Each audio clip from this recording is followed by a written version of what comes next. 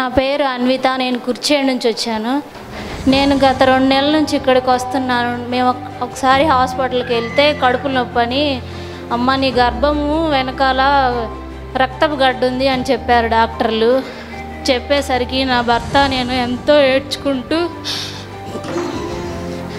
యూట్యూబ్లో mummy daddy ప్రార్థన చేస్తుంటే విని, ఎంతమందో సాక్షులు చెప్తుంటే విని నేను నా భర్త ఇక్కడికి వచ్చాము. దేవుని కృపను బట్టి వచ్చినప్పటి నుంచి మాకైతే వచ్చే రోజు మాత్రమే ఆ స్టమక్ పెయిన్ వస్తుంది, తర్వాత రావట్లేదు.